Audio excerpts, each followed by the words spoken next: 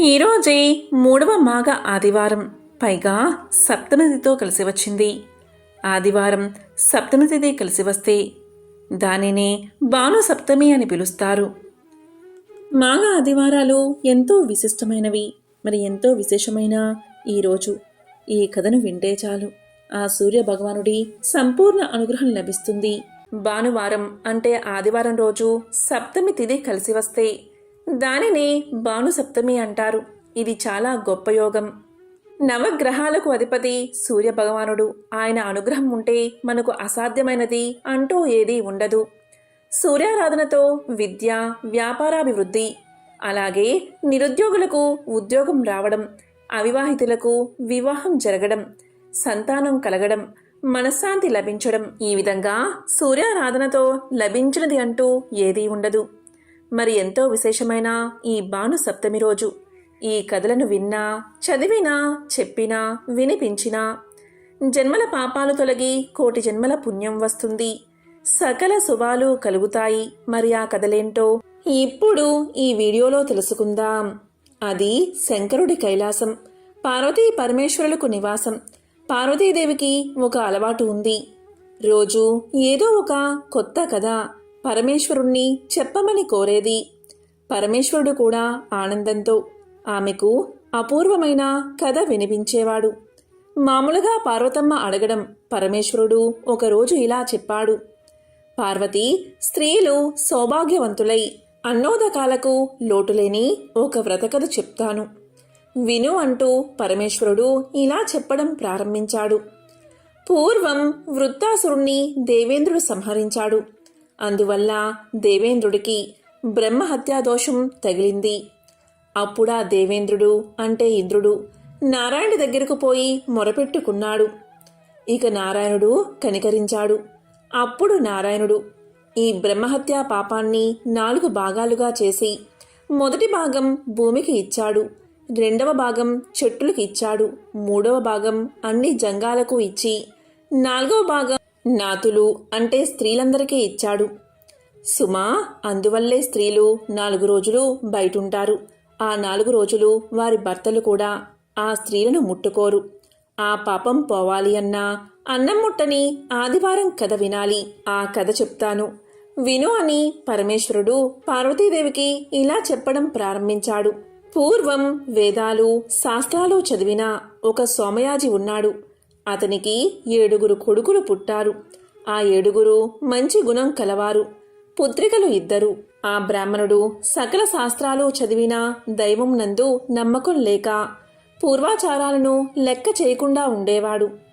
ఇలా ఉండగా వాని కుమార్తెకు యుక్త వయసు వచ్చింది.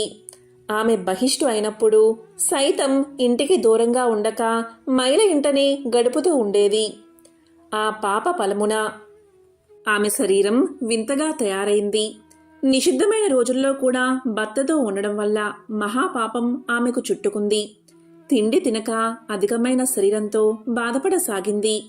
ఈ వార్త తెలిసిన సోమయాజి, అతని భార్య ఎంతగానో బాధపడ్డారు. సోమయాజి ఆరోగ్యం సూర్య భగవానుడే ఇస్తాడని తెలిసినవాడు కనుక సూర్య భగవానుణ్ణి అనేక విధాలా ప్రార్థించాడు.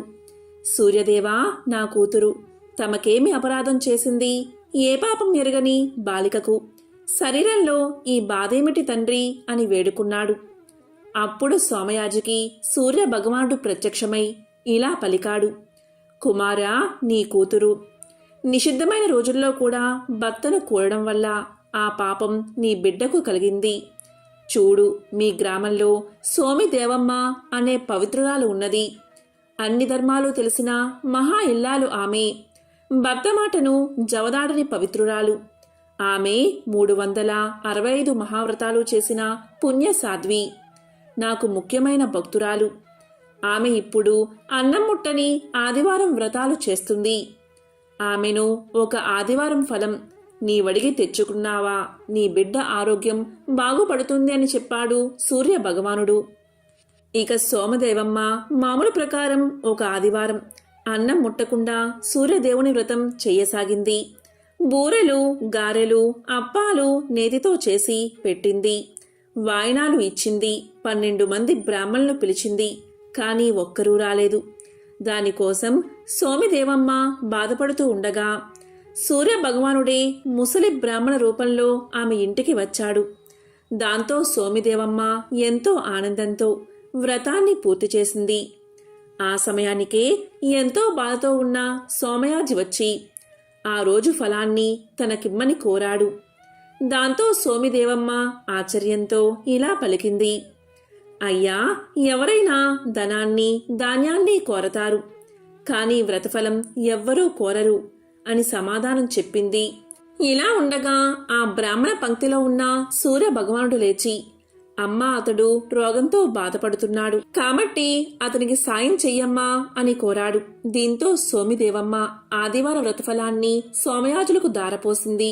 ఇలా వ్రతఫలాన్ని దారపోయడంతోటే అతని పుత్రికకి దివ్యకాంతులు వచ్చాయి. అందరూ ఆశ్చర్యపోయారు. అప్పుడు సోమిదేవమ్మ సోమయాజిని చూసి, అయ్యా, ఆదివారం రోజున మీరు నియమంతో ఇప్పుడు నేనెలా చేశానో అలాగే అన్ని పిండి వంటలతో 12 మంది బ్రాహ్మణులకు భోజనం పెట్టండి.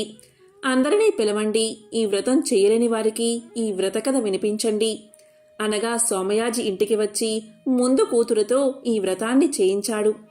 స్త్రీలందరూ ఇలా పాడుకున్నారు. సూర్య భగవానుడే చూచును మమ్ము ఆయు ఆరోగ్య భాగ్యాలిచ్చి రక్షించు మమ్మెల్లా కాలములు యందు జయము సూర్యుడికి జయ జయ జయము అని పాడుకున్నారు.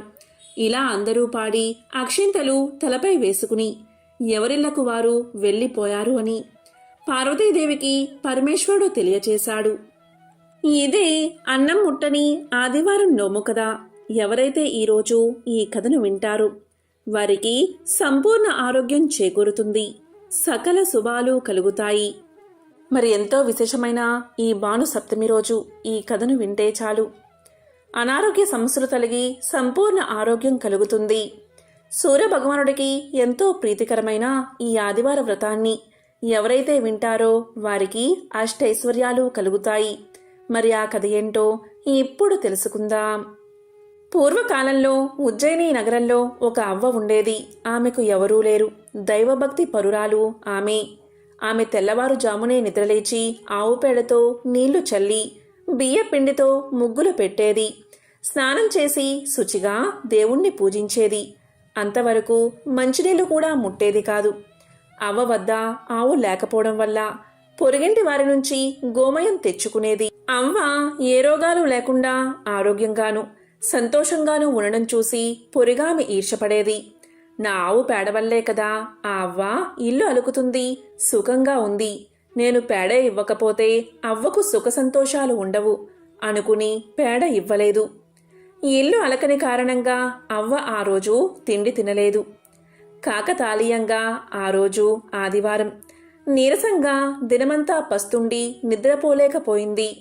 రాత్రంతా ఒకటే ఆలోచన, రేపు పేడ దొరక్కపోతే ఉపవాసం ఉండాలి అనుకుంది. కరుణామయుడైన ఆ సూర్య భగవానుడు ఈ చిన్నపాటి కోరిక తీర్చడా అనుకుంది. కోడి కూతతో పక్క మీద నుంచి దిగి వీధి గుమ్మం వద్దకు వచ్చింది. ఆమె ఆనందానికి హద్దులు లేవు. గుమ్మం దగ్గర ధవల వర్ణంతో మెరిసిపోతున్న ఆవు కనిపించింది. ఆ ఆవు అవ్వను చూడగానే పేడ వేసింది. అప్పుడే భాస్కరుడి కిరణాలు నేల మీద పడుతున్నాయి. గోవుకు దండం పెట్టి గోమయంతో ఇల్లంతా అలికి సంతోషంగా నిత్య కర్మలు పూర్తి చేసింది అవ్వ. ఆవు అక్కడ్నుంచి కదల్లేదు. తను వండుకున్నదే ఆవుకు ముందు పెట్టి తరువాత తాను తింది అవ్వ. ఇక రాత్రైనా ఆవు కదల్లేదు. దేవుడే తనకిచ్చాడని అనుకుని ఇంట్లో కట్టుకుంది. అవ్వ రోజు ఆవుకు మేత పెడుతుంది. పొరుగుంటామే ఇలా అనుకుంది, ఈ ఆవు అవ్వకు ఎవరిచ్చారు, బహుశా దొంగలించిందేమో అనే కక్షతో గ్రామాధికారికి ఫిర్యాదు చేసింది. అప్పుడు గ్రామాధికారి మనుషులు వచ్చి అవ్వతో ఇలా పలికారు, నువ్వు దొంగవు అని నేరం మోపి ఆవును తోలికెళ్ళిపోయారు. ఆ రాత్రి అవ్వ దేవుణ్ణి తలుచుకుంటూనే గడిపింది. అదే రోజు రాత్రి సూర్యభగవానుడు గ్రామాధికారికి కల్లో కనిపించి, ఆ అవ్వ దొంగ కాదు, ఆవును నేనే ఇచ్చాను. తెల్లవారక ముందే ఆవును తిరిగి ఆమెకిచ్చి పరిహారంగా 10 రూకలియ్యి అన్నాడు. ఇక కోడి కూతతో లేచి ఈ రోజైనా పురుగామె పేడ ఇస్తుందా లేదా అన్న ఆలోచనతో వీధిలోకి వచ్చింది అవ్వ. ఇక గ్రామాధికారి మనిషి ఆవును అవ్వకు అప్పగించి ఇలా పలికాడు. అవ్వా, ఈ ఆవు నీదే. నష్టపరిహారంగా మా యజమాని 10 రూకలిచ్చాడు, తీసుకో అన్నాడు. ఆదివారం ఆనాటి నుంచి ఆ గ్రామవాసులు ఆదివార వ్రతాన్ని చేయడం మొదలుపెట్టారు. సూర్యోదయానికి ముందే లేచి తలస్నానం చేసి సూర్యభగవానుడి ప్రతిమ ఉంచి కలశం పెట్టి సూర్యభగవానుణ్ణి షోడశోపచారాలతో పూజ చెయ్యాలి. ఇలా ఆదివార వ్రతాన్ని చేయడం వల్ల జన్మజన్మల సంచిత పాపం నశించి అనంత పుణ్యం లభిస్తుంది. అంతేకాదు రోగ భయాలు ఉండవు. సిరి సంపదలతో ఇల్లు కలకల్లాడుతూ ఉంటుంది. ఎంతో విశేషమైన ఈ ఆదివార వ్రతాన్ని ఎవరైతే వింటారో లేక చెప్తారో వారికి సకల శుభాలు కలుగుతాయి. సప్తాస్వరదమారూఢాం ప్రచండం కశ్యపాత్మజం శ్వేతపద్మధరం దేవం తం సూర్యం ప్రణమామ్యహం. మన సంస్కృతిలో సూర్యారాధనకు చాలా ప్రాధాన్యత ఉంది. సప్తధాతు నిర్మితమైన మన దేహమనే చిత్రరథాన్ని అధిరోహించి ఆత్మస్వరూపంగా మనలోను సప్తాస్వరథాన్నెక్కి విశ్వానికంతటికీ కర్మ సాక్షిగా నిలిచిన సూర్యస్వరూపంగా అంతరిక్షంలోనూ తిరిగాడే ఆ సూర్య భగవానుడికి నమస్కారం. ఈ సందర్భంగా సూర్య భగవానుడి జననానికి సంబంధించిన ఒక విశేషమైన కథను ఇప్పుడు తెలుసుకుందాం. సౌనకాది మహామునులు నైమిసారణ్యంలో 12 సంవత్సరాలు దీక్షతో ఒక మహాయాగం చేస్తున్నారు. అక్కడికి రోమహర్షణుడు అంటే సూతుని తండ్రి వచ్చారు. మునులందరూ అతనికి సకల మర్యాదలు చేసి ఇలా పలికారు. నీవు సర్వపురాణాలు చక్కగా ఎరిగినవాడివి. నీకంటే తెలిసినవారు మరెవరున్నారు? కాబట్టి నీవు సృష్టి ప్రకారం మొదలు దేవ రాక్షస మానవ చరిత్రాలు భగవత్ విషయాలు మాకు తెలియచెయ్యి అని అడగగా సూతుడు ఇలా బ్రహ్మాండ పురాణాన్ని చెప్పడం ప్రారంభించాడు. బ్రహ్మ మానసపుత్రుడైన కశ్య ప్రజాపతికి దక్షిణ కూతురు అయిన దితియందు రాక్షసులు జన్మించారు. అదితియందు దేవతలు జన్మించారు. వారు ఎప్పుడూ కూడా వారిలో వారు పోట్లాడుకుంటూ ఉండేవారు. ఇదంతా చూసిన అదితి తన గర్భం ద్వారా సూర్య భగవానుడు జన్మించాలని కోరుకుని ఆయనకు నమస్కారం చేస్తుంది. ఇందుకోసం కశ్యపుడు కూడా అనుగ్రహించడం వల్ల అదితి గర్భాన్ని దాలుస్తుంది. అయితే ఉపవాసాలు వ్రతాలు చేస్తూ ఎంతో నీరసించిపోయి ఉన్న ఆమెను చూసి కశ్యపుడు ఆగ్రహించి సంతానం కోసం ఇంత తపించి చివరికి గర్భం పోగొట్టుకునేలా ఉన్నావు అంటూ ప్రశ్నించాడు. దీనికి అదితి తన భర్త తన్ని పరిహాసం చేస్తున్నాడని కోపగించుకుంటుంది. అదితి తన భర్తతో మాట్లాడుతూ ఈ గర్భమే జారిపోతే ఈ పిండం నుంచి జన్మించే బిడ్డ లోకాలను రక్షించేలా ఉంటాడు అంటూ గర్భాశయం నుంచి అండాన్ని జారవిడుస్తుంది. ఈ విధంగా గర్భం నుంచి పిండం మహా తేజస్సుతో కింద పడ్డంతో మొదటగా ఆ పిండం మృతి చెందినట్లు కనబడుతుంది. తరువాత కొంత సమయానికి ఆ పిండం నుంచి సువర్ణ కాంతులను ప్రకాశిస్తూ ఒక బాలుడు ఉద్భవిస్తాడు. ఆ విధంగా బాలుడు జన్మించడంతో అదితి తన భర్తను ఉద్దేశించి ఇలా పలుకుతుంది. నాదా, నువ్వు అండంలో ఉన్న బిడ్డని చంపేశావు అన్నావు కదా. ఇప్పుడు అండంలోని బిడ్డ కాంతులు విరజిమ్ముతూ జన్మించాడు. కాబట్టి ఇతను మార్తాండుడుగా పిలువబడతాడు అని అదితి సూర్యుడికి మార్తాండు అనే పేరు పెట్టింది. అప్పట్నుంచి సూర్యుణ్ణి మార్తాండు అని పిలుస్తారు. సూర్య భగవానుడు అదితికి జన్మించడం వల్ల ఆదిత్యుడు అని పిలువబడ్డాడు. లోకాలకు వెలుగునిచ్చి పెద్ద కొలువులో ఉన్నాడు కదా అని విశ్వకర్మ తన కుమార్తె సంజ్ఞాదేవిని ఆదిత్యుడికిచ్చి పెళ్లి చేశాడు. వీరి మొదటి సంతానం శ్రాద్ధ దేవుడు. ఇతన్ని వైవస్వత మనువు అంటారు. సూర్యుడి తేజస్సు భరించలేక భర్తతో సుఖించేటప్పుడు సంజ్ఞాదేవి కనులు మూసుకున్నది. దీంతో సూర్యుడికి కోపం వచ్చింది. అఖిల జనుల ఆయుష్ను నియంత్రించేవాడు కొడుకుగా పుడతాడు అన్నాడు. అలా పుట్టినవాడే యముడు.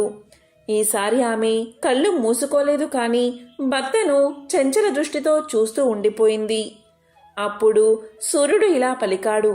నీకు విలోల అయినా కుమార్తె పుడుతుంది అన్నాడు. అలా పుట్టిన కూతురే యమున. ఏం చేసినా తప్పే, ఎలా ఉన్నా కష్టమే అన్నట్లుగా ఉన్నది సంజ్ఞ పరిస్థితి. తన కోసం వెలుగును వేడిని తగ్గించుకోమని భర్తను అడిగిందామె. ఎప్పటిలాగే తన్ని సహిస్తూ సహధర్మచారినిగా సహజీవనం చెయ్యాలని నచ్చ చెప్పాడు సూర్యుడు. సరే అని తల ఆడించిందామె. అయితే తనకు ప్రస్తుతం అమ్మానాన్నల మీద మనసు మళ్ళిందని, కొంతకాలం అక్కడ గడిపి వస్తాను అని చెప్పి పుట్టింటికి పయనం కట్టిందామే. భర్త తేజస్సు భరించలేకపోవడం తప్పించి తనకు ఆయనకు మనస్పర్ధులంటూ ఏమీ లేవు. పైగా తానంటే సూర్యుడికి ఎనలేని ప్రేమ అని తెలుసామెకు. అందుకే కొంతకాలం పాటైనా భర్తకు తాను దూరంగా ఉండాలి, కానీ భర్త తనకు దూరంగా ఉండకూడదు అనుకుంది. దాంతో ఒక ఆలోచన వచ్చిందామెకు. ముమ్మూర్తులా తన్నే పోలి ఉన్న తన నీడకు ప్రాణం పోసింది. ఆ రూపానికి ఛాయ అనే పేరు పెట్టి తనలాగే ప్రవర్తిస్తూ తన పతిని సేవిస్తూ తన సంతానాన్ని జాగ్రత్తగా చూసుకుంటూ తన మందిరంలో ఉండమంది. అంతకాలం నీడగా ఆమెను అనుసరించడం తప్పించి తనకంటూ ప్రత్యేకత ఏమీ లేదు కాబట్టి అనుకోకుండా అవకాశం రావడంతో ఛాయ అందుకు ఆనందంగా అంగీకరించింది. ముమ్మూర్తులా నీవు నాలానే ఉన్నావు. ఆయనకు అనుమానం రాకుండా నాకు వలే కాపురం చెయ్యి. నా పిల్లల్ని నీ పిల్లలు అనుకో అంటూ అంపకాలు పెట్టి పిల్లలకు కూడా చెప్పకుండా పుట్టింటికి వెళ్ళింది సంజ్ఞ. ఎన్నాళ్ళైనా అత్తారింటి ఊసెత్తని సంజ్ఞను చూసి సందేహం వచ్చింది విశ్వకర్మకు. కూతురుకు శుద్ధులు చెప్పి అత్తారింటికి పంపించాడు. భర్త వద్దకని బయలుదేరిన సంజ్ఞ కురుదేశాలకు వెళ్లి బడవ నామంతో అశ్వరూపాన్ని ధరించి పచ్చిక బీళ్లల్లో విహరించసాగింది. ఈ విధంగా కొంతకాలం గడిచింది. తర్వాత నారద మహర్షి ప్రబోధ ప్రోద్బలాలతో ఛాయ తనకి కూడా సొంత బిడ్డలు కావాలి అనుకుంది. ఫలితంగా ఆమెకి శనేశ్వరుడు, సావర్ణి మనువు, తపతి పుట్టారు. మాతృమూర్తి అయ్యాక ఛాయలో అసూయ తలెత్తింది. దాంతో సొంత బిడ్డలకి ఎనలేని మమతానురాగాలు పంచుతూ సంజ్ఞ సంతానంపై సవతి తల్లి ప్రేమను చూపసాగింది. వైవస్వతుడు, యముడు, యమునులకు తాము తమ తల్లికే సవతి బిడ్డలు అయ్యామనే విషయం తెలియదు. కాబట్టి అమ్మలో ఇంత ఆకస్మిక మార్పు ఎందుకు వచ్చిందో ఆమెనే అడిగి తెలుసుకుందామని యముడు తన అన్నను, చెల్లిని వెంటబెట్టుకుని అమ్మ వద్దకు వెళ్ళాడు. మునుపటిలా తమను ప్రేమగా చూడ్డం లేదేమని అడిగాడు యముడు. దీంతో ఛాయ కోపంతో ఈసడించుకుని యముణ్ణి తీవ్రంగా మందలించింది. దీంతో యముడు తల్లితో తీవ్ర వాగ్వాదానికి దిగడంతో ఆగ్రహించిన ఛాయ, అంటే యముడు తల్లిని తన్నడానికి వెళ్ళగాని నీ కాలు తెగిపడును కాక అని శపించింది ఛాయ. యముని కాలు దానితో తెగి నేలమీద పడింది. ఈ గొడవతో విషయం సూర్యుని వరకు వెళ్ళింది. చిన్న విషయానికి పెద్ద శాపానికి గురైనందుకు అమితంగా బాధపడిన యముడు వెక్కుతూ తండ్రితో విషయమంతా విన్నవించాడు. కన్నతల్లి ఏమిటి, కన్నబిడ్డలను శపించడం ఏమిటి అనే అనుమానంతో సూర్యుడు ఛాయను గట్టిగా నిలదీయడంతో తాను సంజ్ఞను కాదని ఆమె ప్రతిరూపమైన ఛాయేనని, సంజ్ఞాదేవి ఆజ్ఞలాంటి అభ్యర్థన వల్లే తాను ఆమె స్థానంలో ఇక్కడ ఉండిపోయానని విషయాన్ని వివరించింది ఛాయ. విషయం విన్న సూర్యుడికి అంతా అర్థమైంది. తెగిపడిన కాలును క్రిములు తినేస్తాయని, తర్వాత యముడికి కాలు యథాతథంగా వస్తుందని, యముడి కాలు తినేసిన క్రిములే లోకంలో వ్యాధులుగా వర్ధిల్లుతాయని, మానవులు రోగాల కారణంగా మరణిస్తూ ఉంటారు కనుక వారు యముణ్ణి నిందించరని వరాన్ని ప్రసాదించాడు సూర్యుడు. ఈ గొడవలో శని తల్లిపక్షం వహించి తండ్రితో తగువ పెట్టుకున్నాడు. దీంతో శనిని ఇంటి నుంచి వెళ్ళగొట్టాడు సూర్యుడు. ఛాయ చెప్పిన సంగతంతా విన్న సూర్యుడికి కోపం రాలేదు సరికదా. తన కాంతిని భరించలేకనే కదా సంజ్ఞ తనను వీడి వెళ్ళిపోయింది. వెళ్తూ వెళ్తూ కూడా తనకు ఏ లోటు లేకుండా ఉండేందుకు తన ఛాయకు ప్రాణం పోసి వెళ్ళింది అనుకున్నాడు సూర్యుడు. సంజ్ఞపైన అమితమైన ప్రేమానురాగాలు జన్మించాయి. ఆమెను వెతుక్కుంటూ వెళ్ళాడు సూర్యుడు. అరణ్యంలో అందమైన ఆడగుర్రం కనిపించేసరికి కుతూహలంగా చూశాడు. ఆ హయమే తన భార్య అని గుర్తించాడు. తాను కూడా మగ గుర్రం రూపాన్ని ధరించాడు. భర్తను గుర్తించిన సంజ్ఞ ఆనందంగా ఆయన్ని చేరుకుంది. వారి అన్యోన్య దాంపత్య ఫలితంగా ఇద్దరు కవలలు మరొక కుమారుడు కలిగారు. ఆ కవలలే అశ్విని దేవతలుగా దేవ వైద్యులుగా దేవలోకానికి చేరుకున్నారు. వారి సోదరుడు రేవంతుడు అశ్వహృదయం తెలిసినవాడిగా భూలోకంలోనే ఉండిపోయాడు. తాను ఇంత చేసినా భర్తకు తనపై కోపం రాకపోవడంతో సంజ్ఞకు పతిదేవుడిపై ప్రేమ పుట్టింది. సూర్య భగవానుడితో కలిసి తన నివాసానికి వెళ్ళింది. ఈసారి ఆమె అడగకుండానే సూర్యుడు తన మామగారైన విశ్వకర్మ వద్దకు వెళ్లి తన తేజస్సును తగ్గించమని కోరాడు. విశ్వకర్మ తరుణమనే పరికరంతో అల్లుడి తేజస్సుకు చిత్రిక పట్టాడు. సూర్యగోళం నుంచి అలా రాలిన పొడితో సుదర్శన చక్రాన్ని, త్రిశూలాన్ని, శక్తి అనే ఆయుధాన్ని తయారు చేశాడు విశ్వకర్మ. సుదర్శనాన్ని విష్ణువుకు, త్రిశూలాన్ని శివుడికి, శక్తిని పార్వతికి ఇచ్చాడు. పార్వతి ఆ ఆయుధాన్ని తన గారాబు తనయుడైన కుమారస్వామికి ఇచ్చింది. తన కోసం ఎన్నో కష్టాలను భరించిన ఛాయను ఆప్యాయంగా ఆలింగనం చేసుకుంది సంజ్ఞ. దాంతో ఛాయ సంజ్ఞలో లీనమైపోయింది. భర్త ఉగ్రత తగ్గడం దానికి తోడు ఆయన తనకి తానుగా తన శరీరానికి శీతలత్వాన్ని అలదుకోవడంతో సంజ్ఞకు మరెన్నడూ ఇబ్బంది కలగలేదు. హాయిగా భర్తతో కాపురం చేసుకుంటూ తన బిడ్డలతో పాటు ఛాయా సంతానాన్ని కూడా ప్రేమగా చూసుకుంటూ అక్కడే ఉండిపోయింది. సూర్యభగవానుడు సంజ్ఞలు అశ్వరూపంలో ఉండగా వారికి జన్మించిన వారే అశ్విని దేవతలు. ఈ పుత్రులు గుర్రం రూపంలోనే పెరిగి పెద్దవారయ్యారు. అశ్వము అంటే గుర్రం కాబట్టి వీరిని అశ్విని పుత్రులు అని పిలుస్తారు. ఆయుర్వేద శాస్త్రంలో మంచి ప్రావీణ్యం పొంది తల్లిదండ్రుల ఆశీర్వాదంతో ఆయుర్వేద శాస్త్రంలో మరింత గుర్తింపు పొందడానికి వారు లోకాలను తిరగసాగారు. వీరు మంచి మనసున్న దేవతలు. ఎవరికి ఏ కష్టం వచ్చినా సరే సంధ్యాకాలంలో వీరిని వేడుకుంటే ఖచ్చితంగా వారి కోరికలు నెరవేరతాయని ఒక నమ్మకం. ముఖ్యంగా సూర్యాస్తమయానికి 24 నిమిషాల ముందు అశ్విని దేవతలను మనసులో తలుచుకుని కోరికలు కోరుకుంటే కోరికలు తీరతాయని పురాణాలు చెబుతున్నాయి. సూర్యుడు సాక్షాత్తు విష్ణుమూర్తి అవతారం. అందుకే ప్రత్యక్ష నారాయణుడని సూర్యనారాయణుని పిలుస్తాం. వేదాలలో పురాణాలలో ద్వాదశ ఆదిత్యుల గురించి చెప్పబడి ఉంది. ద్వాదశ అంటే 12, ఆదిత్యుడు అంటే అదితి పుత్రుడు, ఆయనే సూర్యుడు. శ్రీ మహావిష్ణువు 12 విధాలుగా సూర్యుడి రూపంలో దర్శనమిస్తాడు. ఈ 12 రూపాలను ద్వాదశ ఆదిత్యులు అంటాం. సంవత్సరానికి గల 12 నెలల్లో నెలకొక్క రూపంగా ద్వాదశ ఆదిత్యులు దర్శనమిస్తారు. భాగవత పురాణంలోనూ, లింగ పురాణంలోనూ, బ్రహ్మాండ పురాణంలోనూ ద్వాదశ ఆదిత్యుల ప్రస్తావన ఉంది. ఆ పేర్లు ఏంటి అంటే వరుణ, మిత్ర, ఆర్యమాన, భాగ, అంశుమాన, దాత, ఇంద్ర, సవిత, త్వష్ట, విష్ణు, పూషణ, వివస్వత. సూర్యుడు సత్యానికి ప్రతీక, ధర్మస్వరూపుడు, కాలస్వరూపుడు. అజ్ఞానమనే చీకట్లను తొలగించి జ్ఞానకాంతులు వెదజల్లే అద్వితీయమైన శక్తి సమన్వితుడు. సకల జాడ్యాలను హరించే తేజోమయ మూర్తి.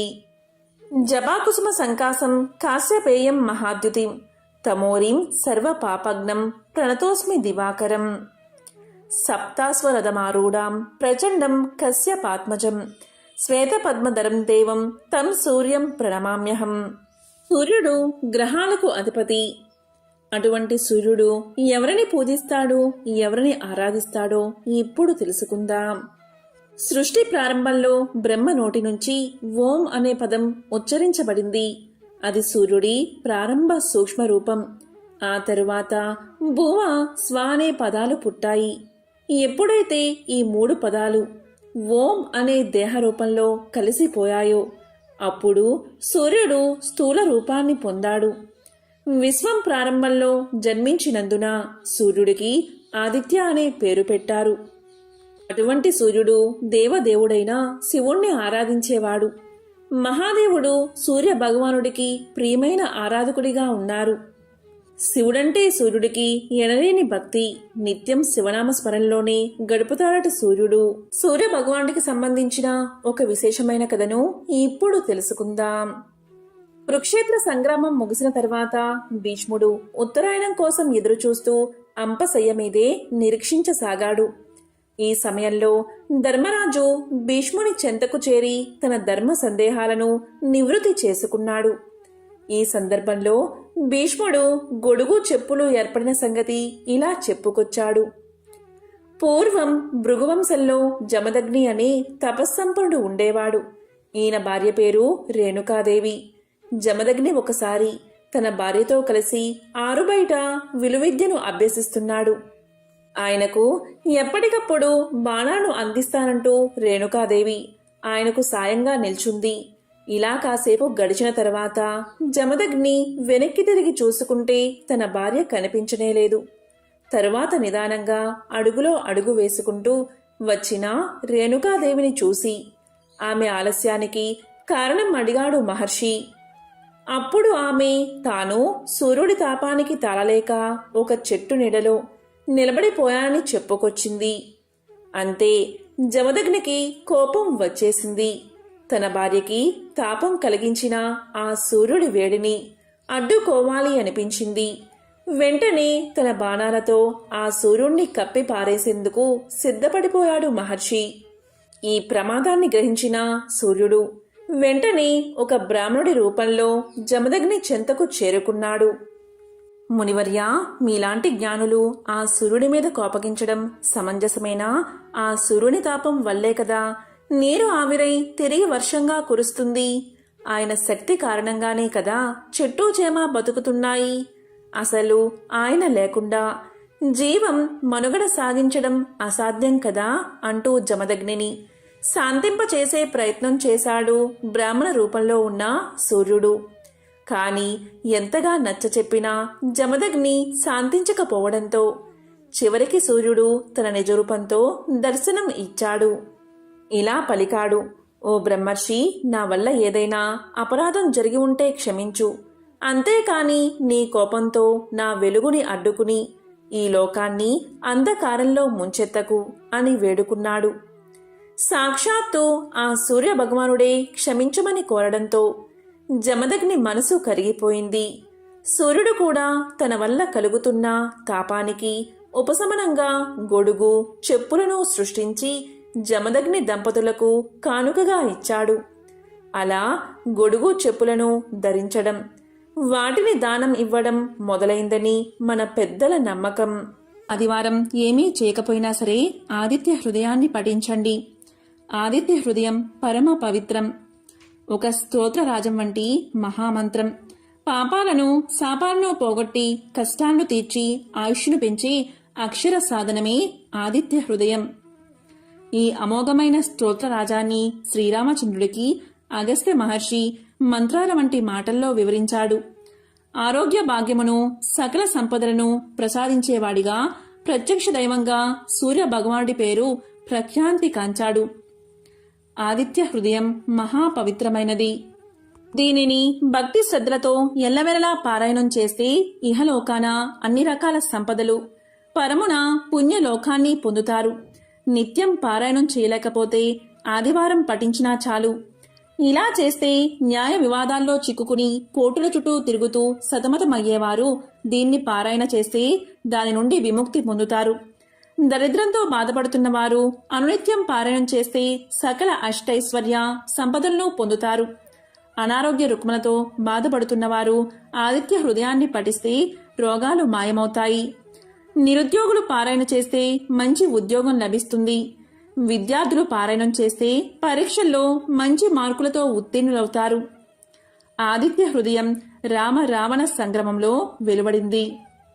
రామరావణ యుద్ధం జరుగుతుంది. గొప్ప తపశక్తితో పరమశివుడి అనుగ్రహం పొందిన రావణుడు ధైర్యంగా శ్రీరాముణ్ణి ఎదుర్కొంటున్నాడు. రావణుణ్ణి ఎలా సంహరించడమా అని శ్రీరాముడు తీవ్రంగా ఆలోచిస్తున్నాడు. అమోఘమైన తపశ్శక్తి కలిగిన రావణాసురుణ్ణి వధించడానికి శ్రీరామునికి సఖ్యం కాలేదు. రావణుడు చావు లేకుండానట్లు అనేక వరాలు పొందడం వల్ల శ్రీరామునికి రావణాసుర వధ వీలు కాలేదు. శ్రీరాముడు ఎన్ని అస్త్ర శస్త్రాలు ప్రయోగించినా రావణుడు చావలేదు. దీనితో శ్రీరాముడు ఎంతో బాధపడ్డాడు. ఈ యుద్ధాన్ని అంతరిక్షం నుంచి దేవతలు, గంధర్వులు, మహర్షులు మొదలైన వారంతా తిలకిస్తున్నారు. వారిలో అగస్త్య మహర్షి కూడా ఉన్నాడు. రావణుడి యుద్ధ తీవ్రత చూసి దిగులుతో ఉన్న శ్రీరాముడి సమీపానికి అగస్త్యుడు వచ్చి అతడి దైవత్వాన్ని గుర్తుచేసి ఆదిత్య హృదయ మంత్రాన్ని బోధించాడు. రామ రావణ యుద్ధాన్ని చూడడానికై దేవతలతో కలిసి అగస్త్య మహాముని శ్రీరాముణ్ణి చేరుకుని ఇలా పలికాడు. ఓ రామా, నీకు మహాపవిత్రమైన రహస్యాన్ని చెప్తాను. శ్రద్ధగా విను. దీనివల్ల నీవు యుద్ధంలో రావణుణ్ణి సులభంగా జయిస్తావు. మహాపుణ్యప్రదం, జయప్రదం, మంగళకరం, శుభకరం, సమస్త పాపాలను నశింపచేసేది, దీర్ఘ ఆయుష్ను కలగజేసేది అయిన ఆదిత్య హృదయాన్ని నీకు ఉపదేశిస్తాను. దీనిని నీవు భక్తి శ్రద్ధలతో పఠిస్తే యుద్ధంలో సులభంగా విజయాన్ని సాధిస్తావు అని చెప్పి మంత్రాన్ని ఉపదేశించాడు. బ్రహ్మ మొదలైన సమస్త దేవతలు అనగా బ్రహ్మ, విష్ణువు, శివుడు, కుమారస్వామి, 9 ప్రజాపతులు, దేవేంద్రుడు, కుబేరుడు, మృత్యువు, యముడు, చంద్రుడు, సముద్రుడు అను వీరందరూ ఇతనే. పితృదేవతలు, అష్టవసువులు, సాధ్యులు, అశ్విని దేవతలు, మరుత్తులు, మనువు, వాయువు, అగ్ని మొదలగు వారిలో సూర్యుడే అంతర్యామి అయి ఉన్నాడు. బంగారు రూపం గల అందం, గర్భమందు కలవాడు, బంగారంతో సమానమైన అంతఃకరణ కలవాడును, చల్లని వాడవును, శత్రు సంతానములను పోగొట్టు వాడును, లోకమునకు వెలుతురు కలగజేయవాడువును, అదితి యొక్క కుమారుడవును, మంచును పోగొట్టు వాడవును అయినా నీకు భక్తితో నమస్కరించి స్తోత్రాన్ని చేస్తున్నాను. ఋగ్వేదం, యజుర్వేదం, సామవేదం, అథర్వణ వేదం అనే 4 వేదాల యొక్క సారం అయిన వాడవు. సమస్త వేదాలు నీవే అయిన వాడవు. సముద్ర జలముపై శయనించు వాడవు. దక్షిణాయనమున వింధ్య పర్వతమున సంచరించు వాడవు. అయినా నిన్ను భక్తి శ్రద్ధలతో సేవించుచున్నాను అని శ్రీరాముడు పలికాడు. సమస్త నక్షత్రాలకి, గ్రహాలకి అధిపతివైన వాడవును, లోకానికి ఆధారభూతుడవును, స్వర్గం, చంద్రుడు, సూర్యుడు, నక్షత్రాలతో ఉండు ఆకాశం, దిక్కులు, భూమి, సముద్రం అన్నీ నీ వీర్యముచే నిలిచి ఉన్నాయి. ఇంద్రుడు, దాత, భృగుడు, పూషుడు, మిత్రుడు, వరుణుడు, ఆర్యముడు, అర్చిస్సు, వివస్వంతుడు, త్వష్ట, సవిత, విష్ణువు అనే పేరుగల 12 ఆదిత్యులలో అంతర్యామి అయిన నీకు భక్తితో నమస్కారం చేస్తున్నాను. ఈ విధంగా శ్రీరాముడు ఆదిత్య హృదయాన్ని 3 సార్లు పఠించగా ఆ పరమాత్ముడు ఆనందించిన వాడై దేవతలతో కలిసి వచ్చి ఆదిత్యుడు పులకాంకిత శరీరుడై శ్రీరాముణ్ణి చూసి ఇలా పలికాడు. ఓ రామా, రావణుడకు అంత్యకాలం సంప్రాప్తించింది. ఆలస్యం చేయకుండా త్వరపడు అని ఆశీర్వదించాడు. త్వర అనే మాట ఆదిత్యుని నోట వెలువడిన వెంటనే రావణ సంహారం జరిగి లోక కళ్యాణం జరిగింది. బయటి శత్రువునే కాక అంతఃశత్రువులను కూడా అవలీలగా జయించేందుకు ఆదిత్య హృదయం అమోఘమైన అక్షర సాధనమని ఉపదేశించాడు. తాను వెలుగుతూ ప్రపంచానికి వెలుగును ప్రసాదించే భాస్కరుణ్ణి నమ్ముకుంటే ఏమీ లోటు ఉండదు అన్నాడు. సూర్యుడికి గల విశేషనామాలు ఆదిత్య హృదయంలో ప్రస్తావించబడ్డాయి. గంగానది విష్ణు పాదాల నుంచి పుట్టింది. యమున సూర్యుడికి, సంధ్యాదేవికి జన్మించింది. అటువంటి నదుల సంగమ స్థానం చాలా పవిత్రమైనది. గంగానదిని స్మరించినంత మాత్రం చేతనే సర్వ బాధలు తొలగిపోతాయి, సమస్త పాపాలు నశిస్తాయి. గంగానదీ తీరంలో ప్రయాగ అనే పవిత్ర తీర్థముంది. బ్రహ్మదేవుడు ఇక్కడ యజ్ఞం చేశాడు.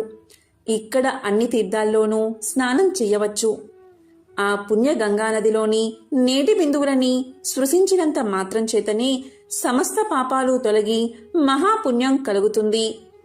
ఈ విధంగా నారద మహర్షి గంగ గురించి తెలియచేస్తూ గంగా నది స్నానం వల్ల సకల పాపాలు తొలగిపోతాయని చెప్తూ ఇంకా ఇలా తెలియచేశాడు. సూర్యవంశంలో పురూరవుడు అనే రాజు ఉండేవాడు. అతని కుమారుడు బాహు. తండ్రి మరణం తర్వాత బాహు రాజయ్యాడు. అతను ధర్మాత్ముడు, ప్రజల్ని చక్కగా పరిపాలించేవాడు, ప్రజల్ని కన్న బిడ్డల్లా చూసుకునేవాడు. బ్రాహ్మణ, క్షత్రియ, వైశ్య, శూద్ర అనే 4 వర్ణాలు ఉంటాయి. వారు ఎవరి విద్యుత్ కర్మలను వారు అనుసరించాలి, లేకపోతే పూర్తిగా నాశనం అవుతారు. బాహు పరిపాలనలో వర్ణాశ్రమ ధర్మాలు సక్రమంగా కొనసాగేవి. భూమి మీద ఉన్న అన్ని ద్వీపాలలో బాహు అశ్వమేధ యాగాన్ని చేశాడు. బాహు ఎంతో తెలివైనవాడు, శత్రువులందరినీ జయించాడు. బాహు పరిపాలనలో అందరూ సుఖశాంతులతో ఉండేవారు. వర్షాలు సక్రమంగా పడి పంటలు బాగా పండేవి. ఇలా ఆ రాజు 90,000 సంవత్సరాలు రాజ్యాన్ని పరిపాలించాడు. ఇలా ఉండడం వల్ల బాహుకు అహంకారం పెరిగిపోయింది. అతను ఇలా అనుకున్నాడు, నేను ఈ ప్రపంచాన్ని పాలిస్తున్నాను, నేను ఎన్నో యజ్ఞాలు చేశాను, నేను ఎంతో శక్తివంతుణ్ణి, నన్ను కాక ప్రజలందరూ ఎందుకు దేవుణ్ణి పూజిస్తున్నారు? నేను అన్ని శాస్త్రాలు చదివిన పండితుణ్ణి కదా, నాకంటే ఎవరు గొప్పవారు అనుకున్నాడు. ఇటువంటి అహంకారం నుండి మిగిలిన ఇతర దుష్ట భావాలు వచ్చాయి. యవ్వనం, ఐశ్వర్యం, అధికారం, ముందుచూపు లేకపోవడం మొదలైనవి దుఃఖానికి దారితీస్తాయి. అన్ని దుర్గుణాలు బాహుకు వచ్చేశాయి. అతనిలో అసూయ, ద్వేషాలు కూడా చేరినందువల్ల శత్రువులు ఎక్కువయ్యారు. అధర్మవర్ధనుడు అయినందువల్ల విష్ణువు, లక్ష్మీదేవి అతన్ని విడిచిపెట్టారు. బాహు 1 నెల యుద్ధం చేసి హైహయులు తాళజంగుల చేతిలో ఓడిపోయాడు. వారు రాజ్యాన్ని ఆక్రమించుకుని బాహును వెళ్ళగొట్టారు. బాహు యొక్క భార్య యాదవి, అప్పటికి నిండు చూలాలు. బాహు యొక్క శత్రువులు అతన్ని వెళ్ళగొట్టడంతో సంతృప్తి పడలేదు. బాహు కుమారుడు జన్మించాక తమ మీద పగ తీర్చుకుంటాడేమో అని భయపడ్డారు. అందువల్ల యాదవికి విషాన్ని ఇచ్చారు. అప్పటికి తాను చేసిన పాపాలకు బాహుకి పశ్చాత్తాపం కలిగింది. అతను భార్యతో కలిసి ఔరముని ఆశ్రమానికి బయలుదేరాడు. ఆ ఆశ్రమం చాలా దూరం ఉండడం వల్ల అతనికి ఆకలి, దప్పిక కలిగాయి. అక్కడ అంటే వెళ్లే దారిలో ఒక చెరువు కనిపించింది. దానిలో వారు నీరు తాగి చెట్టు కింద విశ్రాంతి తీసుకున్నారు. ఆ చెట్టు మీద చాలా పక్షులు ఉన్నాయి.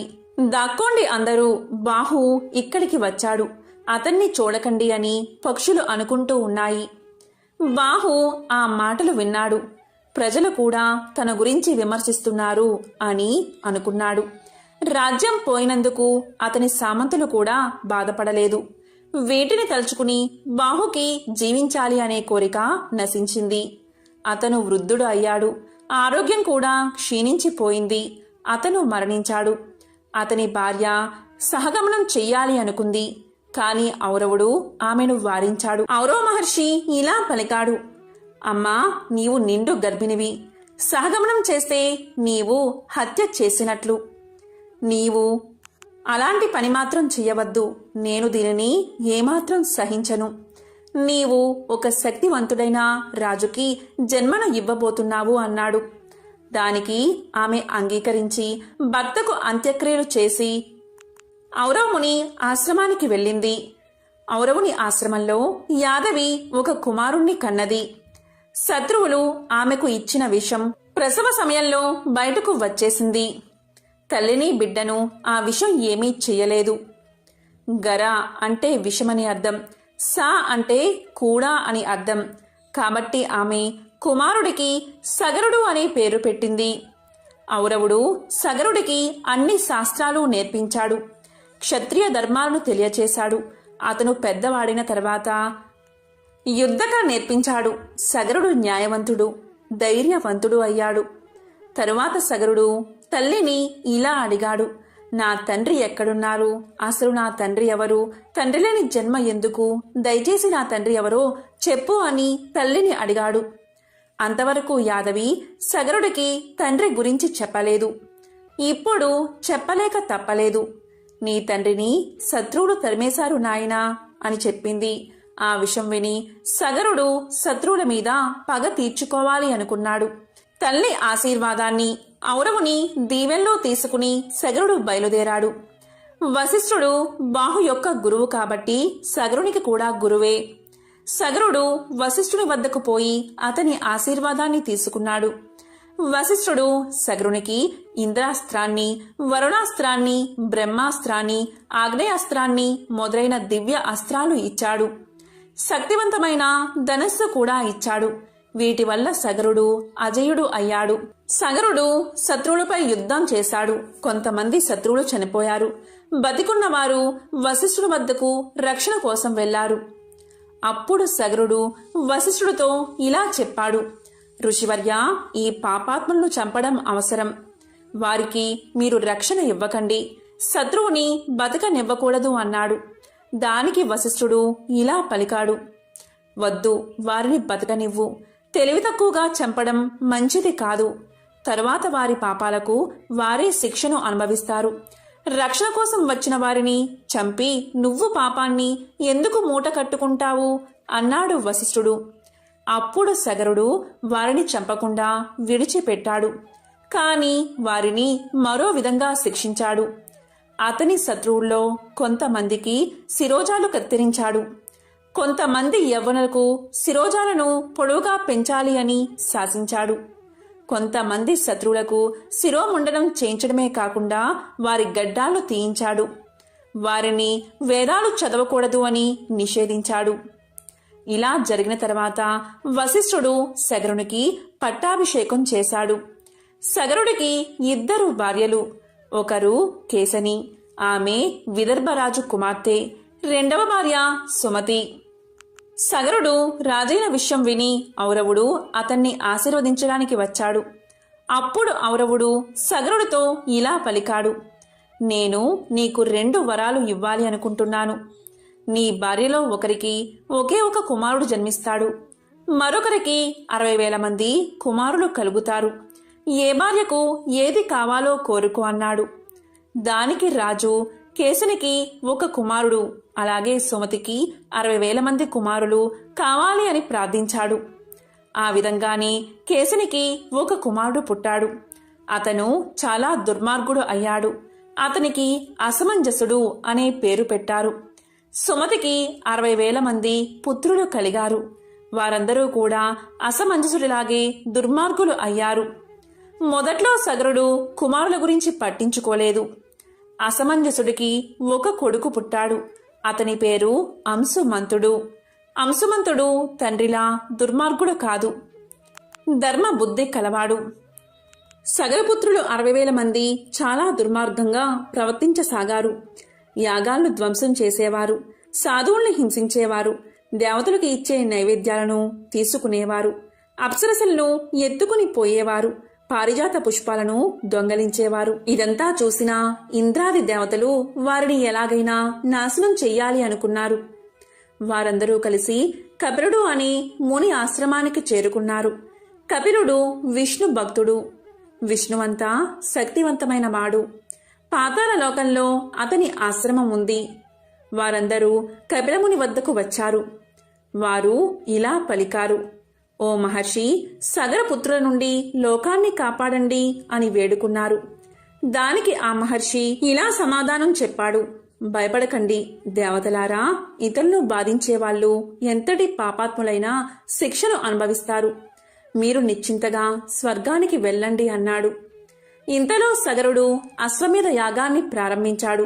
వశిష్ఠుడు మొదలైన ఋషులు పురోహితులుగా నిర్వహించారు. అశ్వాన్ని వదిలిపెట్టారు. ఇంద్రుడు ఆ అశ్వాన్ని దొంగలించి పాతాళ లోకంలో ఉన్న కపిలుడి ఆశ్రమంలో వదిలిపెట్టాడు. సగరపుత్రులు అశ్వం కోసం అన్ని చోట్ల వెతికారు. కాని ఎక్కడా ఆ అశ్వం కనబడలేదు. చివరకు అది పాతాళ లోకంలో ఉన్నట్లుగా తెలిసి అక్కడికి చేరుకున్నారు. అక్కడ కపిలముని ఆశ్రమం వద్ద అశ్వాన్ని చూశారు. కపిలుడు తపస్సు చేసుకుంటూ ఉన్నాడు. వారు రావడం కపిలుడు గమనించలేదు. కపిలుడే అశ్వాన్ని దొంగలించాడు అని అందరూ అనుకున్నారు. కపిలుణ్ణి మందలించాలి అనుకున్నారు. ఆ దొంగని బంధించండి, అతన్ని చంపండి. చూడండి ఎలా ధ్యానం చేసుకుంటూ కూర్చున్నాడో. దుర్మార్గులు అందరూ ఇలాగే నటిస్తారు అని పలికారు సగర కుమారులు.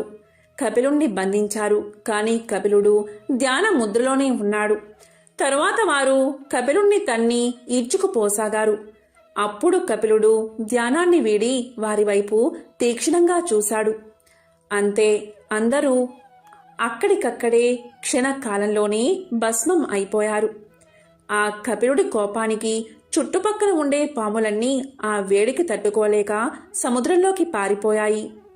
ఈ విషయాన్ని నారద మహర్షి సగరుడికి జారవేశాడు. కాని సగరుడు కొంచెం కూడా బాధపడలేదు. దుర్మార్గులైన తన కొడుకులు చనిపోయారని సంతోషించాడు. కాని అశ్వమేధ యాగం పూర్తి కావాలి అంటే గుర్రాన్ని తీసుకురావాలి. పైగా పుత్రులేనివారు యజ్ఞాన్ని చేయకూడదు. సగరుడు అంశుమంతుణ్ణి దత్తత తీసుకున్నాడు. గుర్రాన్ని తెమ్మని పంపించాడు. అప్పుడు అంశుమంతుడు కపిలుడి ఆశ్రమానికి వెళ్ళాడు. కపిలుణ్ణి దర్శించి ఆయనతో ఇలా పలికాడు: మహర్షి, మా తండ్రి పినతండ్రులు చేసిన దుశ్చర్యలకు క్షమించండి. మునులు సహజంగానే క్షమాగుణం కలవారు కదా. గంధపు చెక్క సుగంధాన్ని ఏ విధంగా విరజిమ్ముతూ ఉంటుందో, హాని చేసినా క్షమించే గుణం మీ వంటి వారికి ఉంటుంది కదా. దయచేసి వారిని క్షమించండి అని ప్రార్థించాడు. అప్పుడు కపిలుడు ఇలా పలికాడు: నీ మాటలకు ఎంతగానో సంతోషించాను. ఏదైనా వరం కోరుకో అన్నాడు.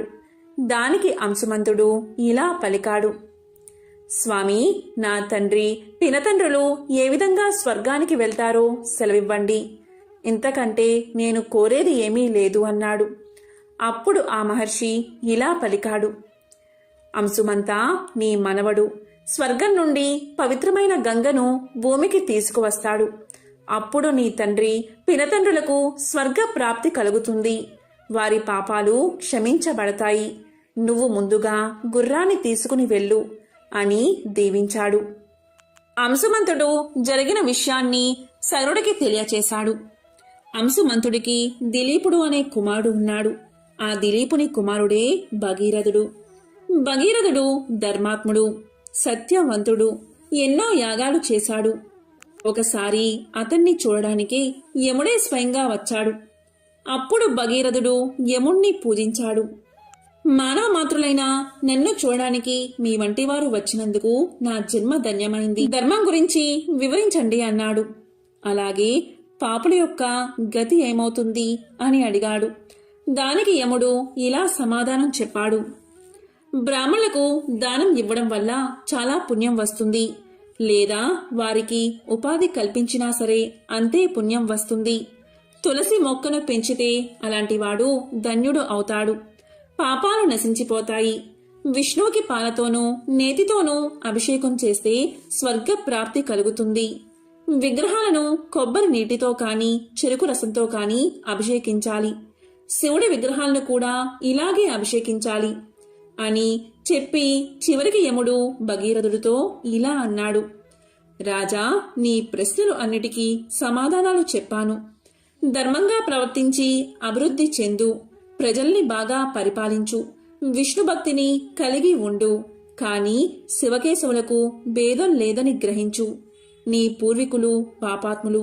వారు నరకంలో నానా బాధలు పడుతున్నారు.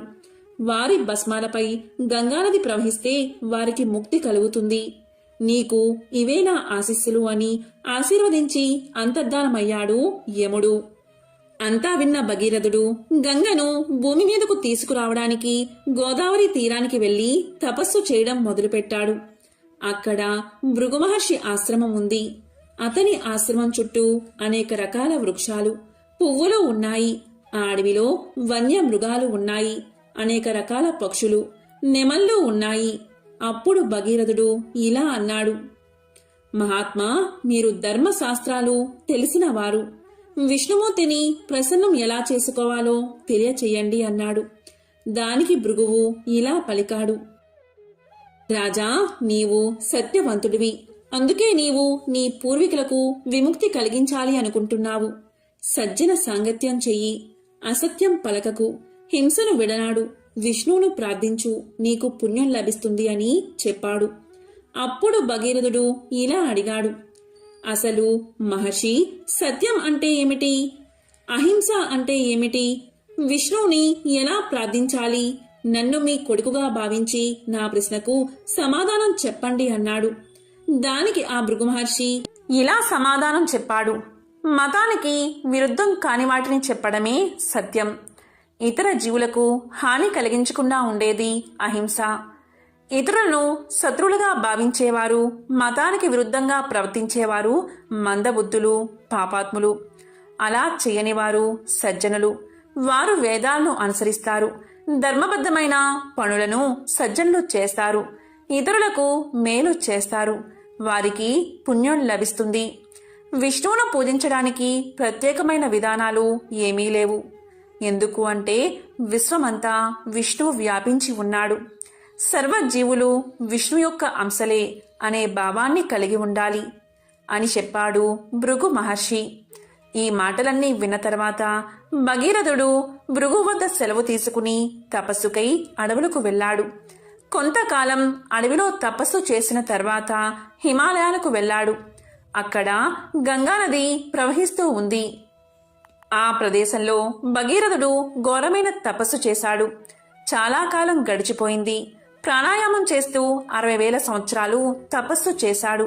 భగీరథుని నాసిక రంధ్రాల ద్వారా పొగరావడం ప్రారంభించింది. అప్పుడు దేవతలు భగీరథుడి తపస్సుకి భయకంపితులు అయ్యారు. అతను వరాన్ని పొంది తమను స్వర్గం నుంచి గెంటి వేస్తాడు అనుకుని అతని తపస్సుకు భంగం చెయ్యాలి అనుకున్నారు. వారు క్షీరోద అనే మహాసముద్ర ప్రాంతానికి వెళ్లి విష్ణువును ప్రార్థించారు. అప్పుడు విష్ణువు ప్రత్యక్షమై భగీరథునికి అటువంటి దురుద్దేశం లేదని దేవతలకు చెప్పి భగీరథుడికి సాక్షాత్కరించాడు శ్రీ మహావిష్ణువు. అప్పుడు మహావిష్ణువు ఇలా పలికాడు, భగీరథ, నువ్వు నీ పూర్వీకులకు స్వర్గప్రాప్తి కలిగించాలి అనుకుంటున్నావు. శివుడికి నాకు భేదం లేదు. శివుణ్ణి ప్రార్థిస్తే నీ కోరిక తీరుతుంది అన్నాడు. అప్పుడు భగీరథుడు విష్ణువు మాటపై శివుణ్ణి ప్రార్థించాడు. అప్పుడు శివుడు ప్రత్యక్షమయ్యాడు. భగీరథ, నీ తపస్సుకు మెచ్చాను. ఏం వరం కావాలో కోరుకో అన్నాడు. అప్పుడు భగీరథుడు, ప్రభు, నా పూర్వీకులకు సద్గతి కలిగించాలి అని కోరుకుంటున్నాను. కాబట్టి గంగను భూమి మీదకి రప్పించండి అన్నాడు. అప్పుడు శివుడు వరాన్ని ఇచ్చి అదృశ్యమయ్యాడు. వెంటనే గంగ బయలుదేరింది. అందువల్ల గంగకు భాగీరథి అనే పేరు వచ్చింది. భగీరథుడు గంగను కపిలముని ఆశ్రమానికి తీసుకువచ్చాడు. అతని పూర్వీకుల భస్మాల మీదుగా గంగను ప్రవహింపచేశాడు. దీంతో భగీరథుని పూర్వీకులకు స్వర్గ ప్రాప్తి కలిగింది. ఇదే గంగానది మహత్యాన్ని తెలిపే ఒక విశేషమైన కథ. ఎంతో విశేషమైన ఈ కథను వింటే చాలు జన్మల పాపాలు తొలగి కోటి జన్మల పుణ్యం వస్తుంది, సకల శుభాలు కలుగుతాయి.